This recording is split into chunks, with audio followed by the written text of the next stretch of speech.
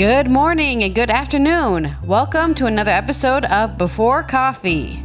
We're here in Hamburg in a very tall hotel room, and we're going to deliver you some news coming out of Europe and the rest of the world today on Before Coffee. Remember that AfD we were talking about yesterday? Well, another member's in hot water for using a Nazi slogan at the end of his speech. Also today, we explored the giant lithium deposit found in Nevada. And in more European news, the EU needs to prepare for enlargement, says the EU Commissioner Chief. Also, in Good Tuesday Newsday, the Talking Heads get back together for What's Making Sense tour interview. Coming out of culture, MTV VMAs 2023. Taylor Swift wins big in a ceremony celebrating hip-hop and Shakira. And those news and more on this day on National Policewoman Day, which is September 12th, 2023, Before Coffee from Hamburg.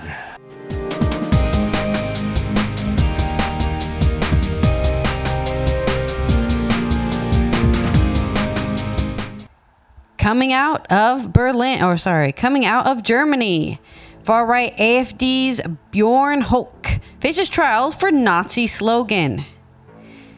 This is from dw.com, which I think is deutschnews.com.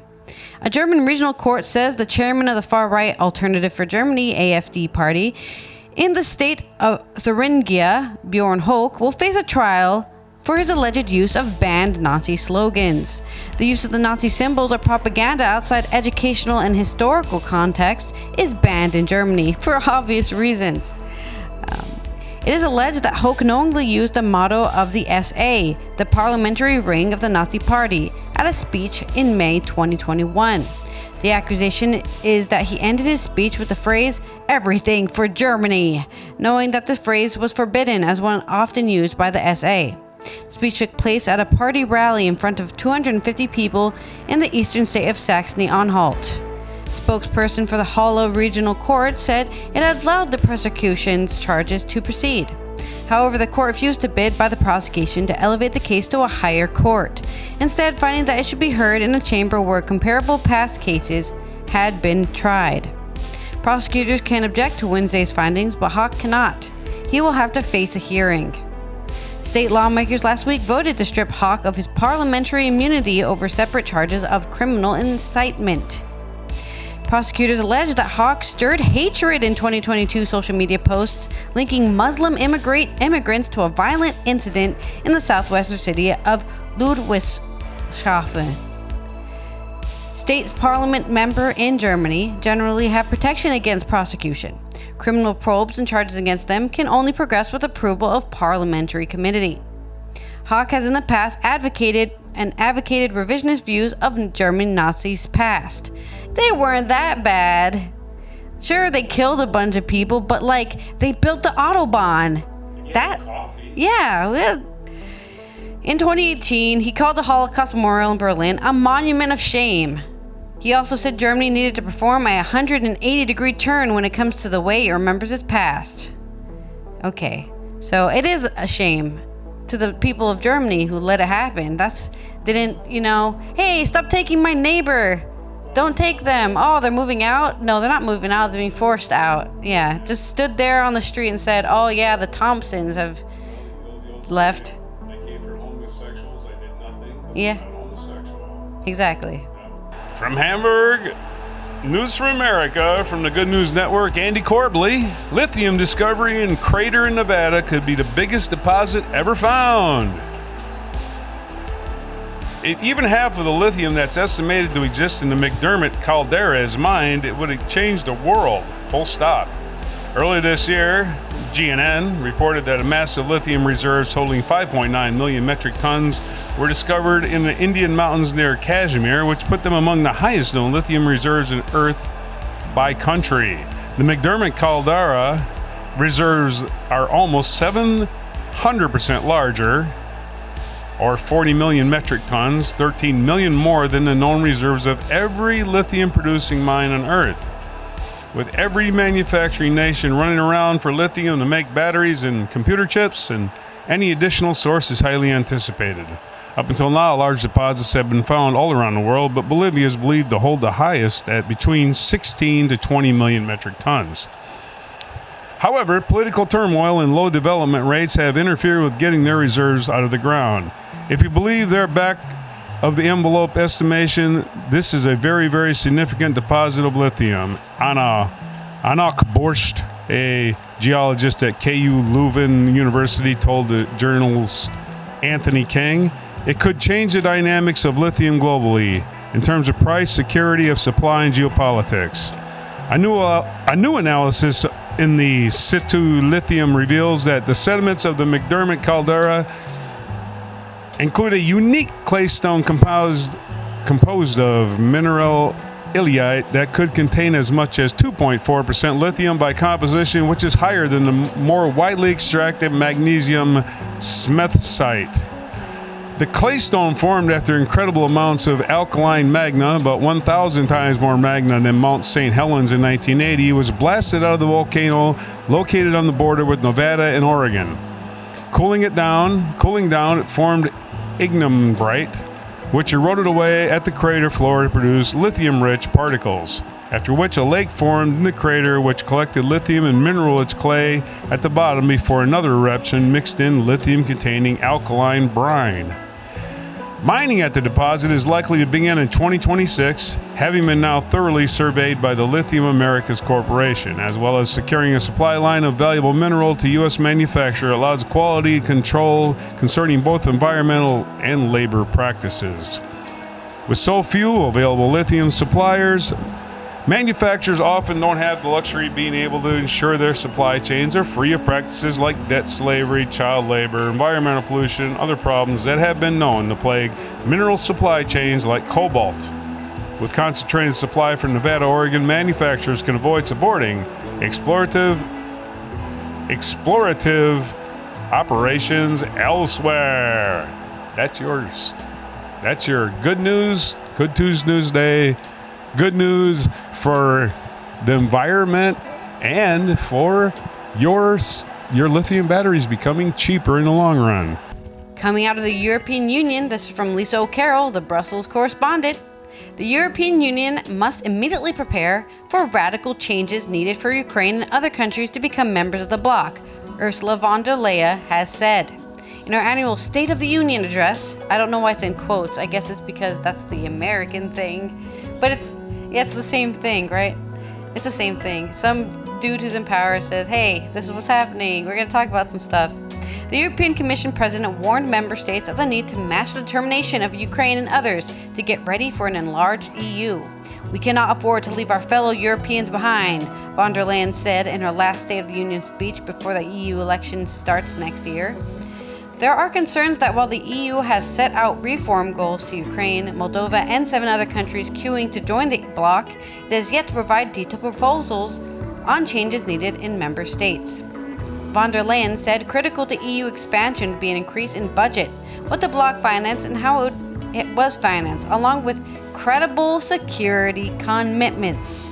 Yeah, as in, let's stop Russia from invading a bunch of places. Reference to the debate about Ukraine's bid to join NATO. There are questions we must address today if we want to be ready for tomorrow, she said. One of the key concerns for an enlarged EU is efficient law. Individual members can veto certain proposals, and if the bloc were to grow in size, the unanimity would be harder to achieve. Yeah, it's easier to make 7 people agree than 27, which I think is currently how many people. I think it's 27. It might be 32. It was one of those numbers. That's how many countries are currently in the EU. Let's make it 90%. Yeah. Changes to those rules could need tweaks to European treaties, something that would require referendums in countries such as Ireland. Von der Leyen said member states should not wait to have those debates at home. We cannot and we should not wait for treaty change to move ahead with enlargement, she said, adding that MEPs' questions about union over 30 countries will work in practice. The 27-member bloc could expand to 36 or 37. Yeah, see, there we go. So it's 27. I think that's what I said, 27. So I was right. And they could expand to 36. with 9 countries in the queue and 1, Georgia, some way along the path towards accession. I believe that Team Europe also works as a 30-plus, said von der Leyen. She pushed back on calls by the European Council President, Charles Michel, to set a 2030 deadline for accession, saying that joining the EU must be merit-based and would come with deepening of political ties with Eastern Europe and Western Balkan countries. Unless the debate about key changes start in the EU capitals, the EU could find itself in the embarrassing situation in which Ukraine has completed its reforms to join the bloc, but it was not ready to make the country a member. So it could have joined the EU, and then it didn't because the EU wasn't ready for them, and now look what's happened. They've been invaded by Russia. Von der Leyen reiterated the EU support for Ukraine in its fight against Russia and vowed to support Kyiv for as long as it takes. Her speech was a run through the highlights of her first term as president of the European Commission, but also as an opportunity to lay out goals for the future, with European parliamentary elections being held next June.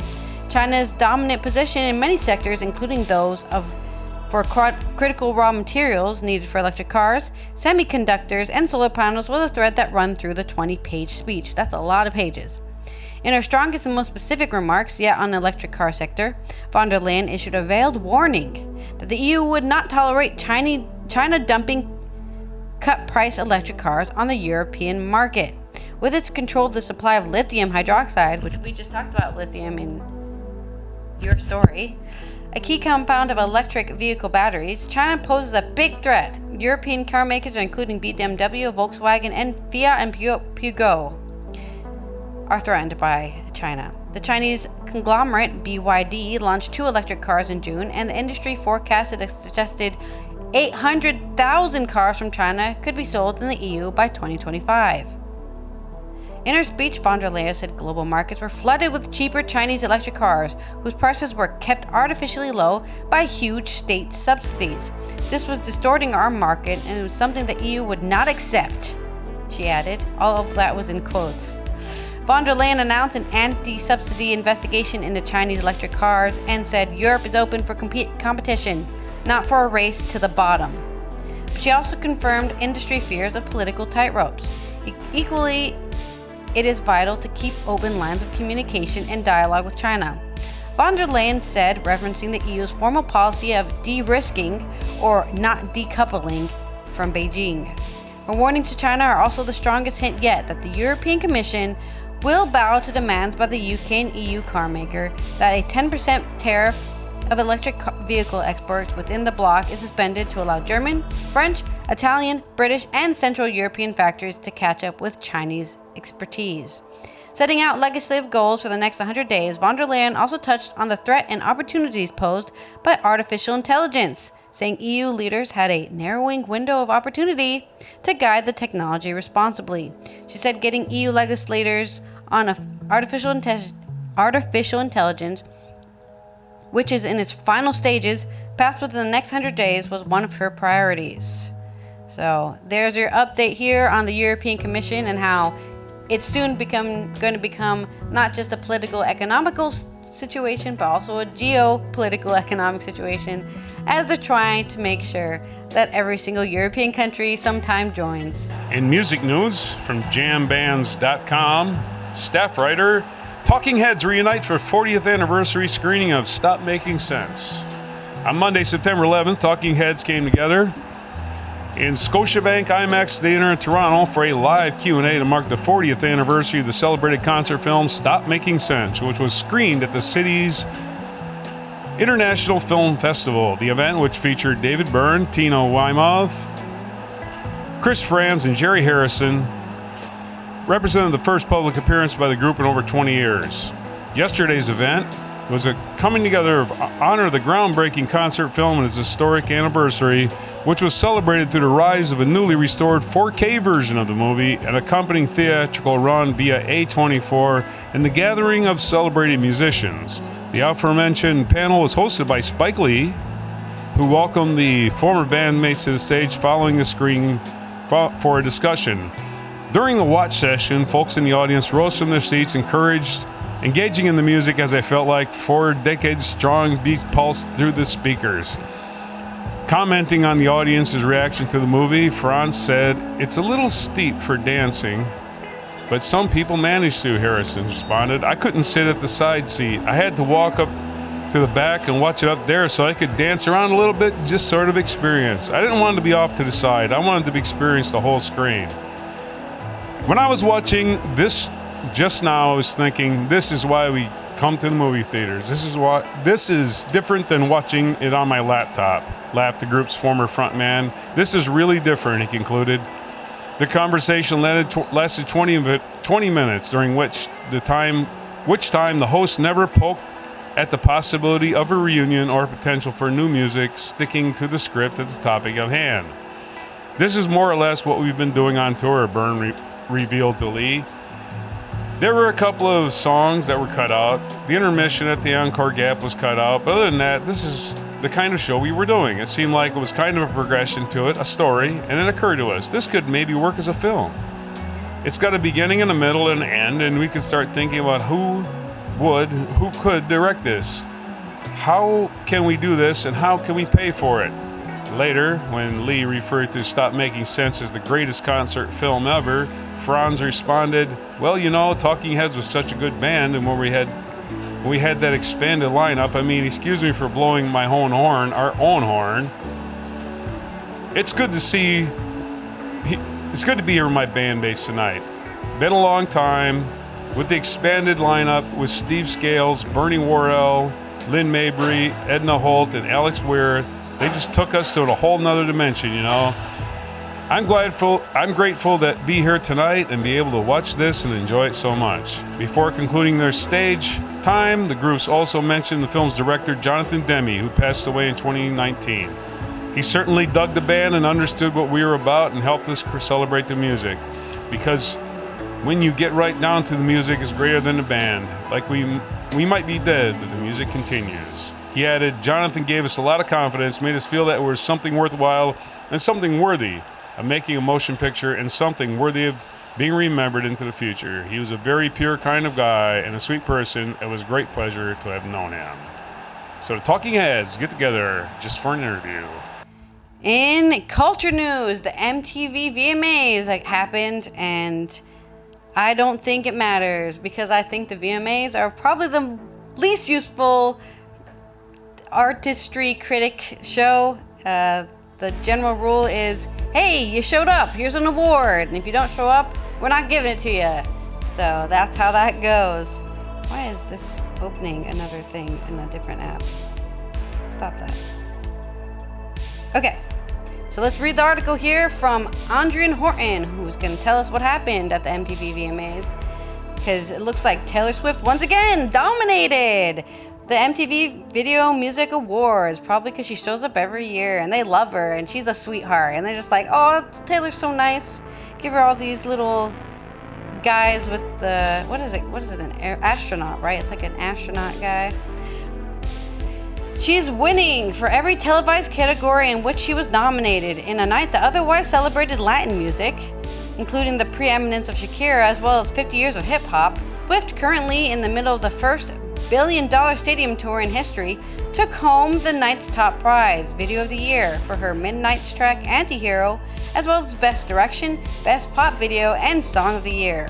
The 33-year-old singer dedicated her wins to the artists of songwriting as well as presenters NSYNC, who reunited for the first time in over a decade to give her one award, and her video editor Chancellor Haynes and cinematography Rena Yang, who spoke on Swift's behalf for her Video of the Year win. After splitting MC duties with LL Cool J and Jack Harlow last year, Nicki Minaj took over as the sole host of the 40th annual VMAs at the Prudential Center in New Jersey and won an award, Best Hip Hop, for a track Super Freaky Girl. So often I joke around and play around and stuff, but tonight, I don't know why. This morning I just woke up and I had this really strong sense of gratitude, she said. Yeah, I mean, you're already getting paid billions to host the awards. Yeah. I'm making so much money. The performance-heavy, relatively chaos-free VMAs devoted a significant portion of its nearly 4-hour ceremony to celebrating 50 years of hip-hop, from a night-opening performance by Lil Wayne to the VMA debut of Metro Boomin, to a finale medley featuring Dougie Fresh, Grandmaster Flash, The Furious Five, LL Cool J, Daryl McDaniels of Rum DMC, and Lil Wayne and Minaj herself. Mary J. Blige presented the Global Icon Award to Diddy, aka Puff Daddy, and Love, whose real name is Sean Combs. Nobody deserves to be called an icon more than this man, especially when he helped kill Tupac. That's one of the theories, anyways. Blige stood with the rapper, producer, business mogul, and record executive who performed a sequence of hits from Mo Money, Mo Problems to Last Night with Keisha Cole, along with his sons, King Combs. Love wins, y'all. Love wins, Combs said in a speech that covered his origins as a paper boy before getting cast in music videos by dancing, doing my Diddy jig in a New York club. I appreciate all you coming and just give me flowers and celebrating me. This is a dream come true for me. The VMAs also nodded to the global domination of Latin music from artists such as the Brazilian Anitta, who won Best Latin for Funk Rave, Mexican breaker artist Peso Pluma, and Colombian singer Karol G, who became the first female artist to score a #1 Spanish language album with Mañana Será Bonito. I can speak Spanish. Karol G won for the best collaboration with fellow Colombian Shakira, the night's guest of honor, for their song TGQ. She's a legend. She represents our country and our Latina community, said Karol G in Spanish. Wyclef Jean presented Shakira with her Video Vanguard Award for her contributions to global music. Latin music should not be the global force that it is without Shakira, he said of the 46-year-old Colombian singer, who performed a medley of hits that took her from Contortions in a Box, She-Wolf, to center stage Dancing with Knives, Whenever, to crowd surfing while singing BZRP Music Session Volume 53. That's a long one. In a brisk acceptance speech, Shakira paid tribute to the amazing women who helped her push industry boundaries, her two sons, Milan and Sasha, and her fans who always support me through thick and thin. Thank you so much for being my army and helping me fight all my battles. Okay. Also winning, Olivia Rodrigo, who has her sophomore album that is not a complete failure because you never know when you have a big hit album if your next one's going to be good. SZA also won for Best R&B. Tiffany Haddish presented the first ever televised award for Best Afrobeats to Rima and Selena Gomez for the song Calm Down. But of course, as we end this article here, the night belonged to Swift, who closed out the show with another Video of the Year award, a year after she announced her 10th studio album, Midnights on Stage. The fact that this is a fan-voted award means so much to me, she said of the night's capstone award. All I have to say tonight is thank you. I'm blown away. And this day in 1683, September 12th, the siege of Vienna ended after a combined force led by John III Sobieski of Poland, not of Portland. He later moved to Portland and started a lumberjack, defeated the Turkish invaders in 1683. On September 12, 1733, Stanislaw I was elected king of Poland by the Sejm Diet of 12,000 delegates in Warsaw. The move led to the War of Polish Secession. In 1814, the Genevan Republic was admitted to the ranks of the Swiss cantons. So Geneva became a Swiss canton. In 1919, Italian nationalist poet Gabriele D'Annunzio led the occupation of the Adriatic port city of Fiume, now Rijeka, Croatia, bringing to the front the Fiume question. I don't have the answer to that one. 1934, Estonia, Latvia, and Lithuania signed the Treaty of Understanding for Cooperation, providing for mutual defense, mainly against Nazi Germany, which had replaced the Soviet Union as the most likely aggressor against the Baltic states. In 1940, in Montignac, France, 4 teenage boys found a Lascaux cave, which contains the most outstanding displays of prehistoric art ever discovered. Yeah, you can see there a couple there. Not the best resolution. German commandos in 1943 effected the escape of Benito Mussolini to Munich during World War II. But they still caught him. 1953, U.S. Senator and future President JFK, John F. Kennedy, married Jacqueline Bouvier in Newport, Rhode Island, where my parents used to live. 1959, the Soviet Union launched Luna the Second, the first space probe to hit the moon, and it hit it really hard. 1959, the TV series Bonanza premiered on NBC and became one of the longest-running westerns in broadcast history. In 1966, the sitcom The Monkees, featuring the pop rock group fashioned after the Beatles, debuted on American television. Although canceled after 2 seasons, the show enjoyed enduring popularity and syndication, backed by such hit songs as I Am a Believer. In 1974, Emperor Haile Selassie of Ethiopia was deposed by the Derg, a committee of revolutionary soldiers.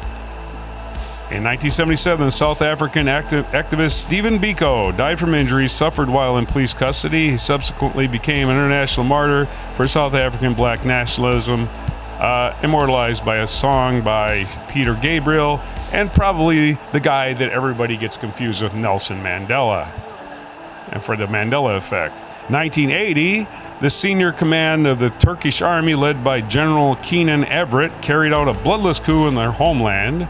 1992, astronaut Mae Jemison became the first African-American woman to fly in space, part of the STS-47 Space Lab J mission. In 2003, country music legend Johnny Cash, whose craggy, simple poetics, hard-won integrity, and advocacy of the dispossessed transformed him into an American icon, died at the age of 71 on this day 20 years ago today. Well, of course today. I'm being redundant. 2014, politician Ian Paisley, who was militant Protestant leader in the factionalized conflict that divided Northern Ireland from the 1960s until the 21st century, died at the age of 88. Featured event, death of French composer Rameau. Yes, right. Rameau died on this day in 1764. He is known for his harpsichord music and famous composer of operas, including the masterpiece Pygmalion.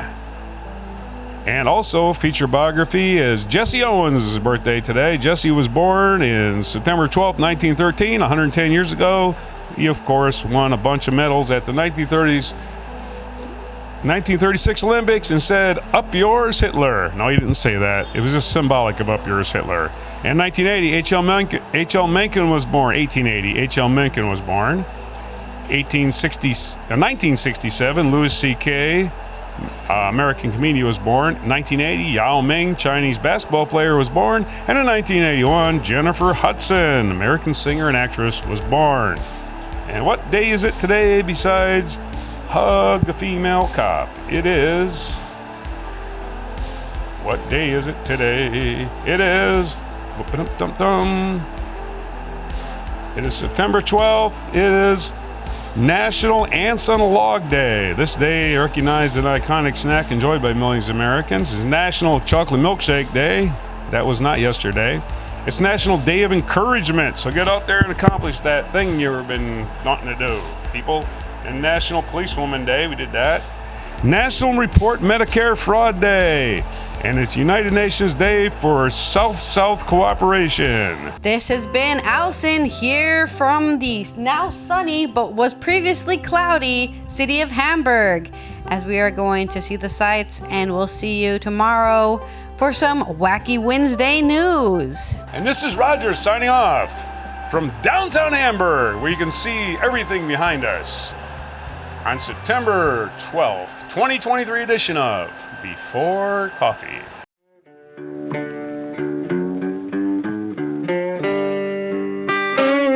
Be sure to hit the like, subscribe, and notify buttons, and follow our other channels, Toxic Alley, History of Gravy, and Scratchy Old Records.